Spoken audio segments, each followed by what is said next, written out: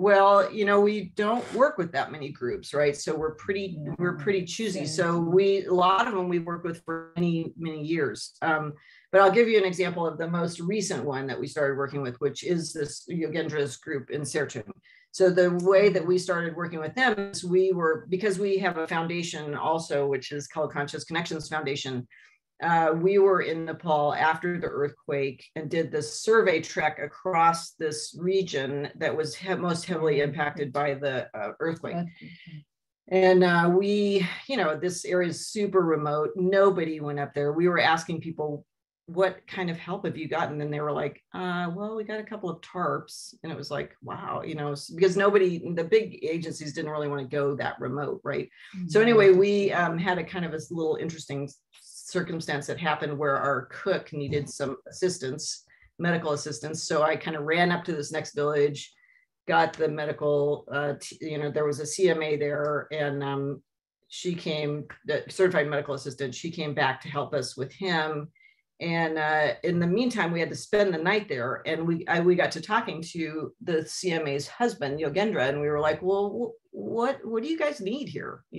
Because nobody had given them anything hardly for the earthquake. And they said, well, and Yogendra said, what we need money so we can rebuild our houses, and we need work.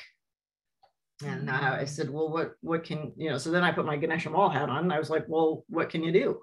And they said, well, somebody had come in a long time ago and taught them how to wrap. Recycled. Things with wrappings, street wrappers. Yeah. Kind of trash. Yeah. Trash. Yeah. And so we said, okay, well, here you are, 2 days walk from the nearest road. What can we bring in that's going to be lightweight to carry in and out? And so Chunta, this is again where Chunta comes in, right? I was like, well, what about recycled saris, and so Chunta works a lot with recycled saris. She got Yogendra hooked up with the folks that do the recycled saris. And now we have a whole line of things that are where they wrap this recycled sari around cotton cording so that they have like trivets and bowls and baskets. And seriously, like in that time period, like since we started working with them in, I think 2016, we've gotten, I think, close to $80,000 up into that village, and they've been rebuilding. They've got solar, they've got, so that group works some in Kathmandu and some in Serchung in their village. And that is mostly women.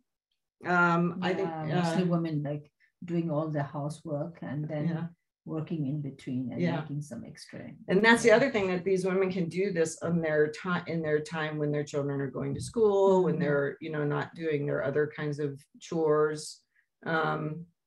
So that's just an example of like, we weren't looking for another group to bring in, but this was a group that came forward kind of serendipitously. And it was like, here's a place we could make an impact. And so we took them on.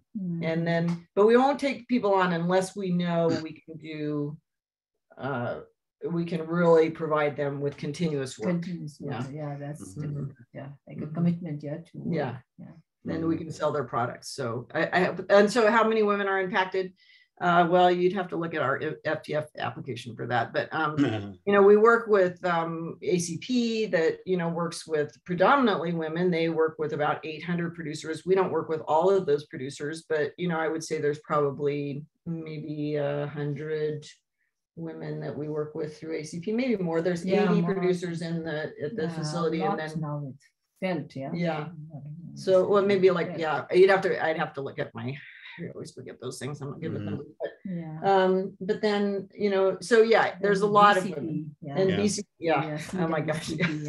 There's a lot of women. Well, another question for you.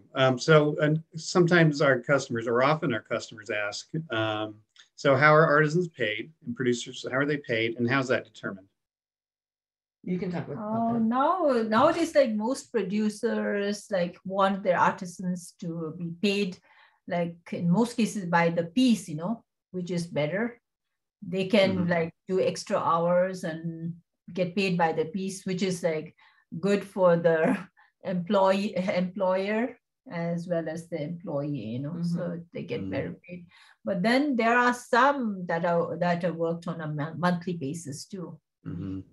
And then Yeah, we send, so what happens is we send orders over every 2 months. And then usually what's happening is, so those orders are going over, a shipment's coming here. And so those we send because of the way, the structure of how we have to do international payments, we send a large lump sum to Muktanath, which is our shipping company. And then Chunta and the staff at Muktanath then take that money and give it to the different producers according to their invoices. And everybody takes checks now. Everybody has their bank account. That was a little problem. Bank account.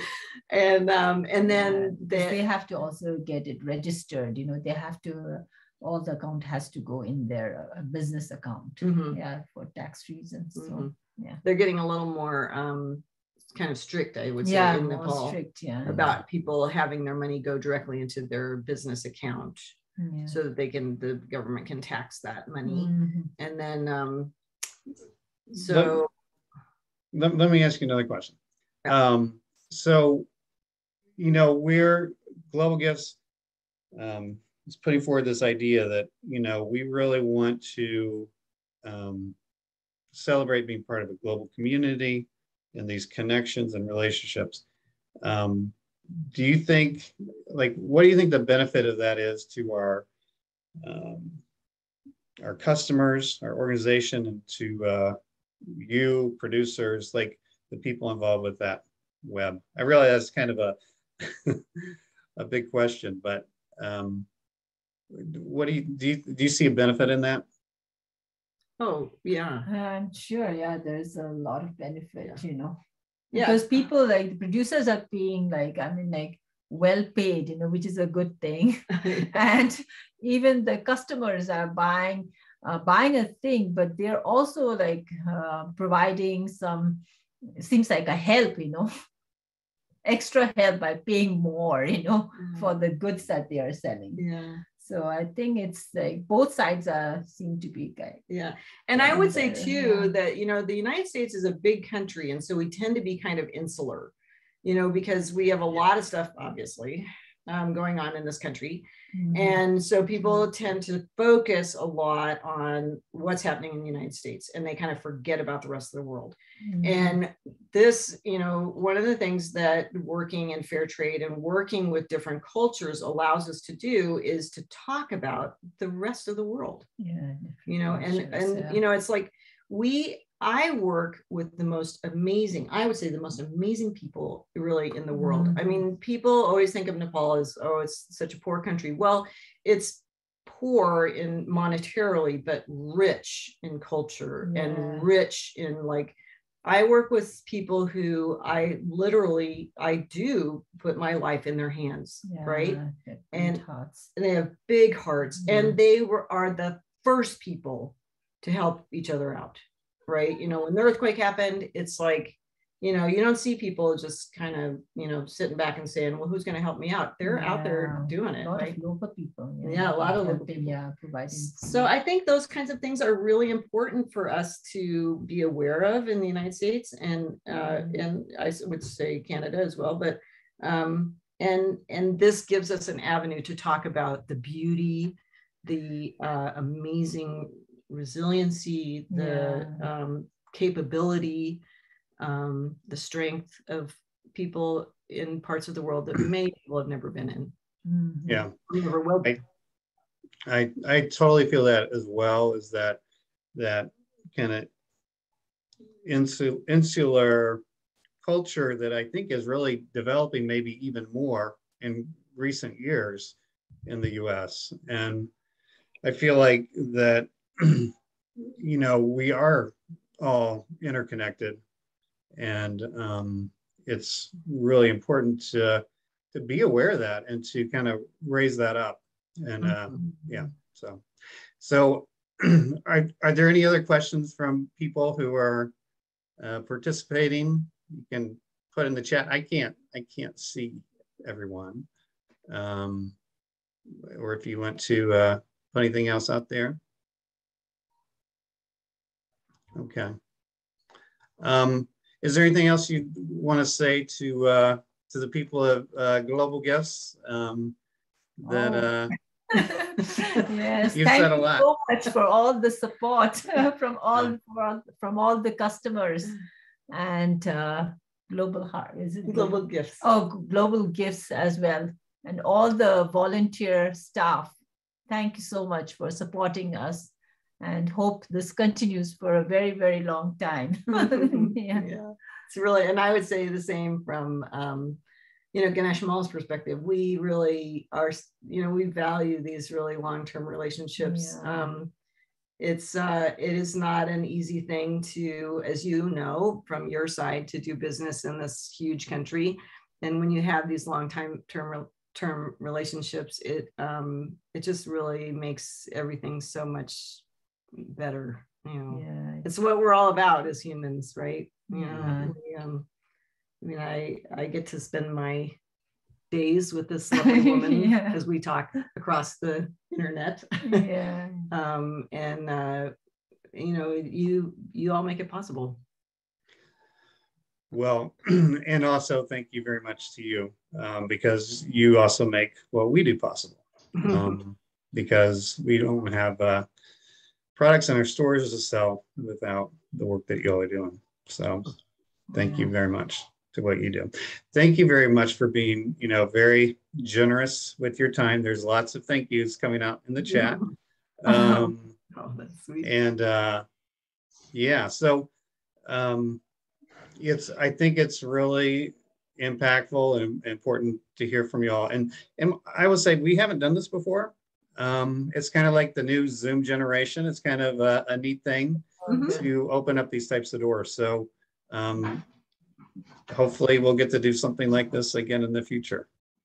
Oh, Sam, I didn't answer this question about how the artisans, how that's determined what is paid. Oh, yes, thank you. Sorry.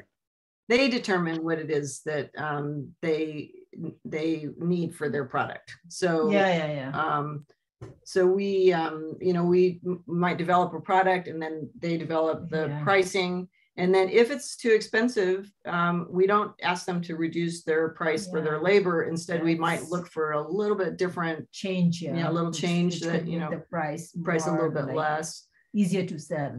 Because those products need to be sold. You can't just keep expensive things. So that's and that's a very fluid and very open relationship that we have with people. They know that we want them to do well, and they also know that we need to sell their products. So we just negotiated it. They just, and Chunta helps a lot with that. She can kind of help and find different, like if they're like, if one piece of the product is an expensive part, she can help them find something that's a little bit less expensive, maybe to put in there. Change it a little bit. Anything else that we missed? I hope that answers. Oh, how have we all fared during the pandemic? Well, we're still here. Strong and resilient, moving forward. Hanging in there. With lots of hope for lots of better hope. future. It's been good to have all the support of, we have worked really hard at Ganesh Himal to keep all the orders coming in. That was a little challenging. But that was challenging, but still, it went on. It was so good. And that's because you guys kept buying, so keep it up.